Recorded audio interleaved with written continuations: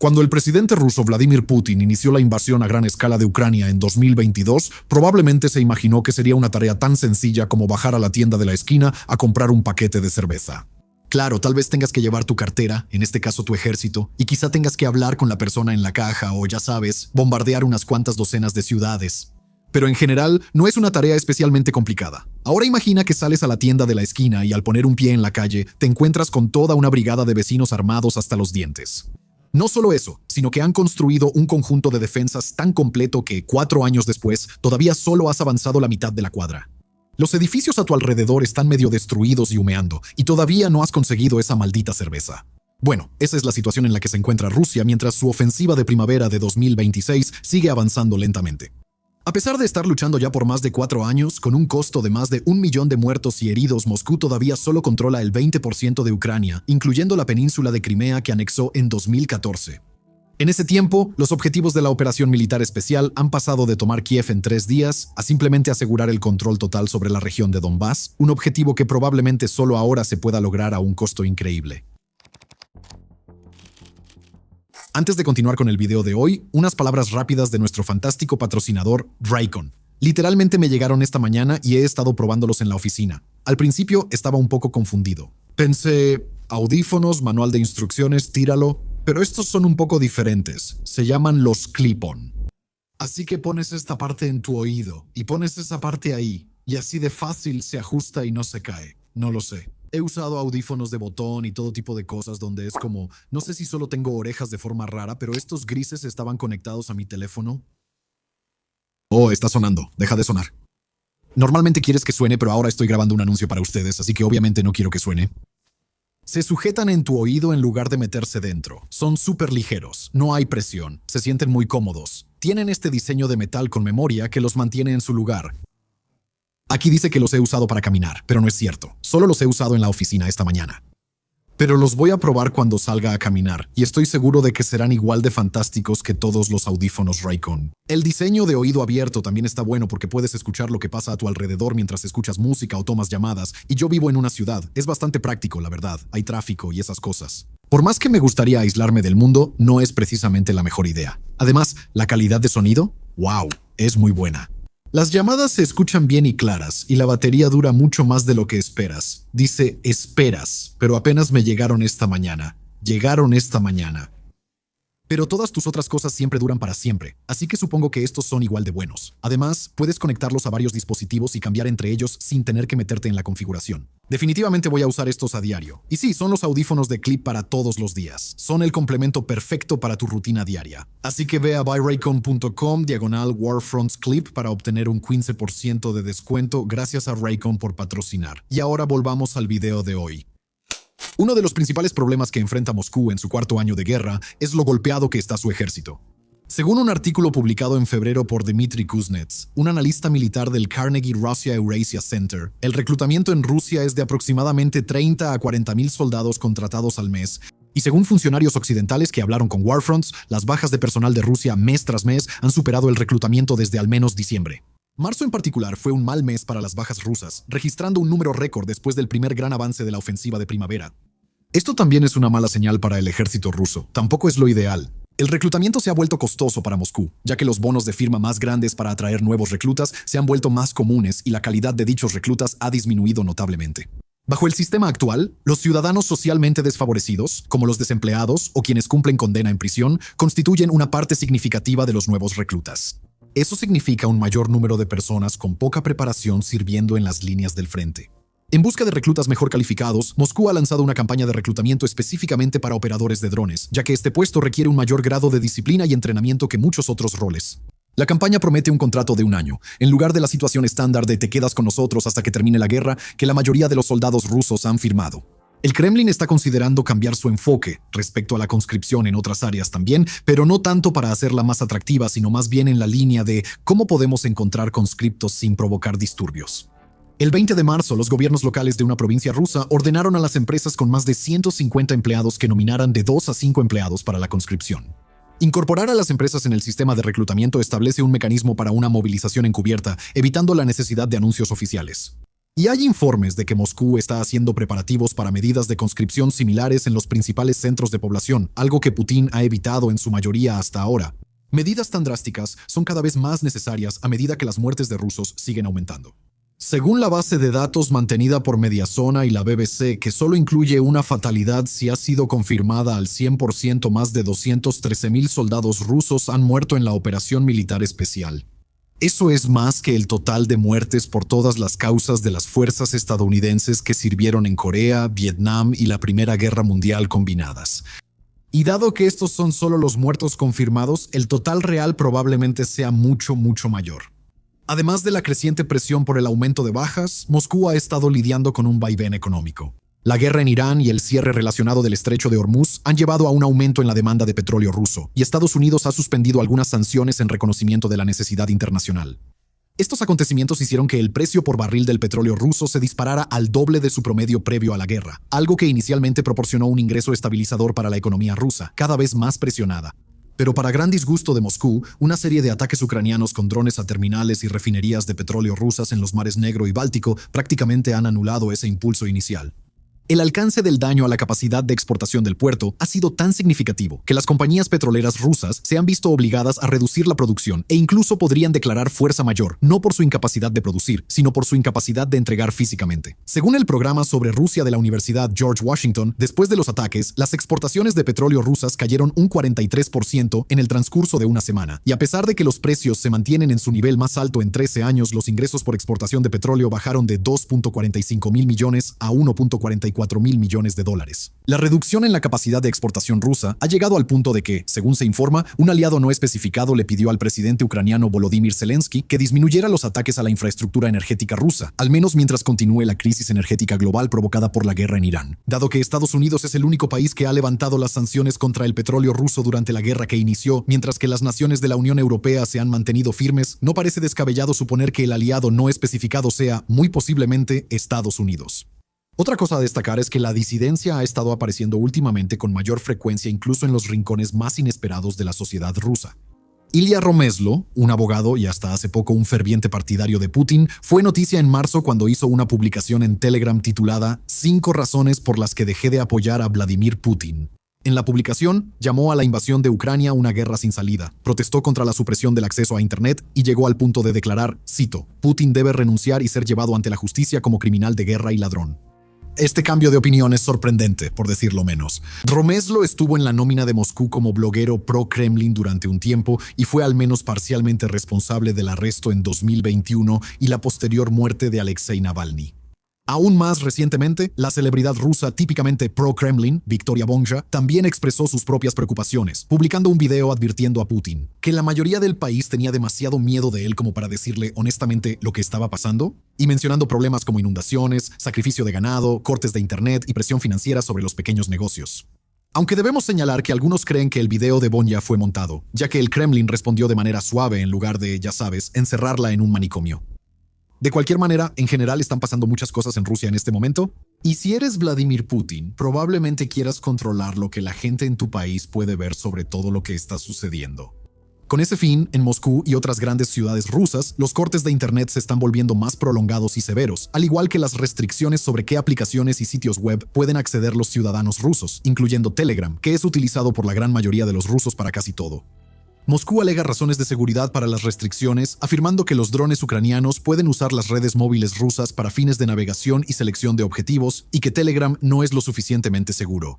Pero los expertos dicen que los apagones están más en línea con los que se implementan para suprimir o prevenir manifestaciones masivas. La represión al acceso a Internet ha llevado a teorías de que Putin podría estar intentando aislar aún más al público ruso antes de posibles nuevos esfuerzos de conscripción. Y, a juzgar por cómo van las cosas en las líneas del frente, aislar a los rusos de las noticias sobre la guerra puede ser más importante que nunca. Así que, con el panorama general de Rusia ya planteado, volvamos nuestra atención al propio campo de batalla. Está claro que uno de los principales ejes de avance de la ofensiva de primavera es hacia Sloviansk, una ciudad ucraniana que actualmente se encuentra a unos 13 kilómetros de la línea del frente. Si los ataques en curso sobre Sloviansk tienen éxito finalmente, esta sería la ciudad más grande que las fuerzas rusas han tomado en años. Pero en realidad, hacerlo es más fácil decirlo que hacerlo. Sloviansk es el ancla norte de la franja fortificada de Ucrania, una zona extremadamente fortificada de la región del Donbass que ha mantenido a las fuerzas rusas a raya durante años. Ahora, hicimos un análisis profundo de la franja fortificada en febrero, pero la versión corta es que estas ciudades serán extremadamente difíciles de tomar. Para llegar a Sloviansk, las fuerzas rusas tendrán que abrirse paso por los pueblos y aldeas periféricas como Raya Alexandrivka y Platonivka, así como por la ciudad de Liman, donde Ucrania rechazó varios intentos de tomar territorio. Eso, por sí solo, será costoso. Vimos cómo probablemente sería un avance así con la campaña rusa para tomar Pokrovsk. A los rusos les tomó casi 2 años completos de asaltos frontales, avanzando lentamente por decenas de metros, para finalmente tomar el control en diciembre de 2025, años durante los cuales Moscú dedicó y perdió cantidades increíbles de recursos y vidas. Una ciudad 2 veces más grande que Pokrovsk, que forma parte de una región apodada literalmente el Cinturón de las Fortalezas, no va a ser más fácil por eso. Para ver a qué nos referimos, solo hay que mirar los informes recientes de bajas. Desde el inicio de su ofensiva de primavera, las fuerzas rusas han estado sufriendo pérdidas impresionantes. Funcionarios ucranianos reportaron pérdidas récord para Moscú en la segunda mitad de marzo, después de una ligera disminución en las bajas a finales de febrero. Esa disminución se debió a una reducción en los asaltos por parte de las fuerzas rusas, ya que se tomaron varias semanas para prepararse para un ataque mayor. Pero a pesar de sus preparativos, el primer avance de la ofensiva de primavera resultó en casi 5.000 rusos muertos o heridos en un lapso de solo 3 días. Tantas bajas forman parte de un plan declarado de Ucrania para desgastar a las fuerzas rusas a un ritmo mayor del que están siendo reemplazadas. Una forma elegante de decir que tienen la intención de matar a más personas de las que Moscú puede reclutar cada mes. Ya hay informes de que las tasas de reclutamiento en Rusia están actualmente un 15% por debajo de donde deberían estar. Sumando el hecho de que las fuerzas de drones de Ucrania han estado atacando rutas logísticas y almacenes militares para obstaculizar la entrega de armas, combustible y tropas al frente, se hace evidente que no ha sido una muy buena primavera para Rusia hasta ahora. Ahora mira, no te equivoques, las fuerzas de Kiev tampoco la tienen nada fácil. El reclutamiento dentro de Ucrania, al igual que en Rusia, sigue siendo una batalla cuesta arriba, y la consecuente escasez de nuevos reclutas significa, entre otras dificultades, que los soldados que ya están en servicio no rotan tan seguido, lo que lleva al cansancio y a tasas récord de ausencias sin permiso. Las unidades de élite de Ucrania están al límite, ya que reforzar una zona puede significar dejar otra potencialmente más expuesta. Si bien la guerra con drones definitivamente ha ayudado a cerrar la brecha en cuanto a personal, no queremos dar la impresión de que todo es fácil para los defensores. Esta sigue siendo una guerra dura y difícil para Ucrania, y aunque los analistas generalmente coinciden en que las cosas van mejor para Kiev, que en 2025 muchos ucranianos siguen perdiendo la vida para defender su patria. Pero volviendo a los drones, en septiembre del año pasado, el Centro Internacional para la Defensa y la Seguridad, o ICDS, describió la situación general en las líneas del frente de la siguiente manera. La densidad de drones de reconocimiento y ataque ha establecido efectivamente una zona de muerte de 510 kilómetros de profundidad a lo largo de la línea de contacto, en la que las fortificaciones convencionales, trincheras anchas, refugios de tamaño de pelotón o compañía y puntos fuertes concentrados se han vuelto altamente vulnerables y cada vez más inutilizables. Desde entonces, la zona de muerte se ha ampliado para cubrir hasta 35 kilómetros en algunos lugares, limitada principalmente por el alcance de los drones FPV que patrullan las líneas del frente. La omnipresencia de la vigilancia significa que la línea del frente, por necesidad, es sostenida solo por pequeños grupos de tropas dispersos en una vasta área. El resultado es que los avances hoy en día son dolorosamente lentos y extremadamente peligrosos. Los tanques son completamente incapaces de pasar desapercibidos ante los drones enemigos, y aunque es más probable que una persona pueda avanzar a pie, a caballo o en motocicleta sin ser eliminada, esto no es particularmente útil para lograr algo más que avances extremadamente localizados. Todo esto significa que, como fuerza atacante, Rusia la está pasando muy mal para avanzar. Cuando logran avanzar, suele ser a paso lento y acompañado de muchas bajas. Es poco probable que las cosas mejoren si llegan a las afueras de Sloviansk, algo que probablemente tomará meses y decenas de miles de vidas más. En ese punto, el combate cambiaría un poco. Aunque la táctica probada de Rusia para las ciudades es reducirlas a escombros y luego plantar una bandera encima y llamarlo Victoria, Avdiivka y Pokrovsk han demostrado que los ucranianos pueden resistir durante años literalmente bajo estas circunstancias. En cambio, es probable que Rusia intente infiltrar lentamente pequeñas unidades en la ciudad. A esas unidades se les asignará la tarea de establecer posiciones desde las cuales puedan librar un combate simétrico con drones dentro de las defensas de la ciudad. Desafortunadamente para ellos, eso será un obstáculo bastante grande de superar. Los operadores de drones ucranianos han estado desarrollando tácticas diseñadas específicamente para este entorno, tácticas que probablemente crearán graves problemas para las fuerzas rusas que avanzan. Sabiendo con qué tipo de defensas cuenta el ejército ucraniano, parece que un intento sobre Sloviansk sería como si Moscú se metiera en una batalla desastrosa y prolongada, justo en un momento en que Ucrania parece estar bastante bien equipada para hacerles pagar por tal movimiento. Kiev hoy en día produce 7 u 8 millones de drones al año, más que cualquier democracia en el mundo, y los despliega con un efecto increíble. Según funcionarios occidentales que hablan desde los frentes de guerra, los drones ahora representan más del 80% de todas las bajas que se están produciendo en esta etapa de la guerra, una cifra que incluye objetivos mecánicos como vehículos, así como la eliminación de personal. Pero aunque los bombardeos aéreos masivos de Rusia y las interceptaciones de respuesta de Ucrania han sido impresionantes, el conflicto a lo largo de la línea del frente sigue existiendo. En una especie de estancamiento, una guerra de desgaste, donde los avances se miden en metros en lugar de kilómetros. Como lo dijo Emil Kastajalmi, un analista militar del grupo finlandés Blackbird, el hecho de que durante 1 o 2 meses Rusia tenga avances más lentos que Ucrania no significa necesariamente que haya habido un gran cambio. Hablamos antes sobre el camino ruso hacia Sloviansk, pero la ofensiva de primavera en curso no está enfocada únicamente en Sloviansk, ni siquiera en todo el cinturón de fortificaciones. Según el Instituto para el Estudio de la Guerra, actualmente se destacan 3 o 4 áreas principales de combate en total. Además de Sloviansk, hay un avance hacia la ciudad de Yarkov en el norte, otro hacia el río Oskil y la ciudad de Kopiansk en el noreste, y un aumento en los combates en el sur, en el Oblast de Zaporizhia. Como estamos a punto de ver, ninguna de estas ofensivas está yendo particularmente bien para Moscú.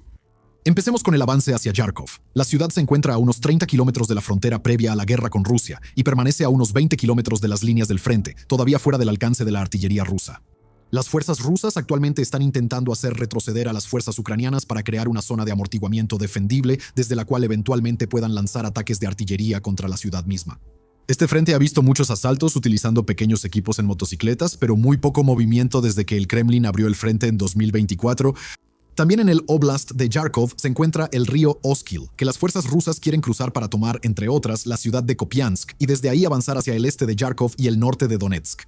Los soldados rusos en esta región evidentemente decidieron que las motocicletas eran demasiado llamativas y optaron más bien por infiltrarse de una manera mucho más sutil, a través de gasoductos en desuso, arrastrándose o incluso conduciendo, dependiendo del tamaño de las tuberías en cuestión, durante horas o incluso días para entrar en territorio ucraniano.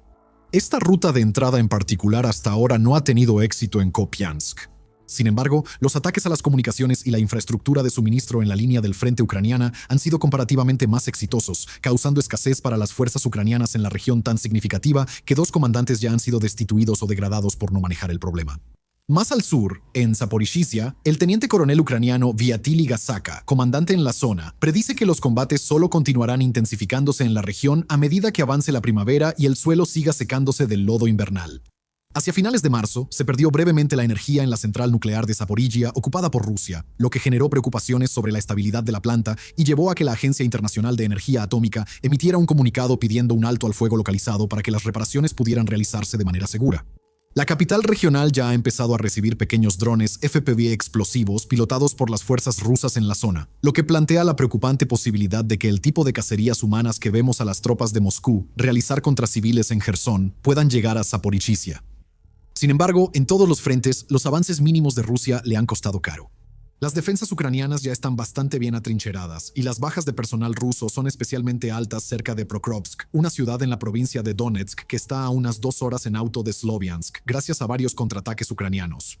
Y hablando de contraataques, el jefe militar ucraniano Oleksandr Syrski afirmó a principios de abril que Ucrania había recuperado el control de más de 475 kilómetros cuadrados, principalmente en el sur, desde finales de enero. Este lento tira y afloja por franjas relativamente estrechas de tierra sigue, por supuesto, sin un final a la vista.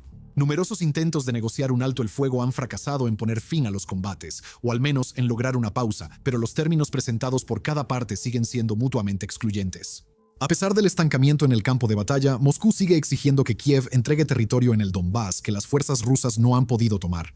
Kiev señala con razón que rendir el cinturón de fortalezas sin luchar dejaría a Ucrania indefensa ante futuros ataques rusos en el futuro.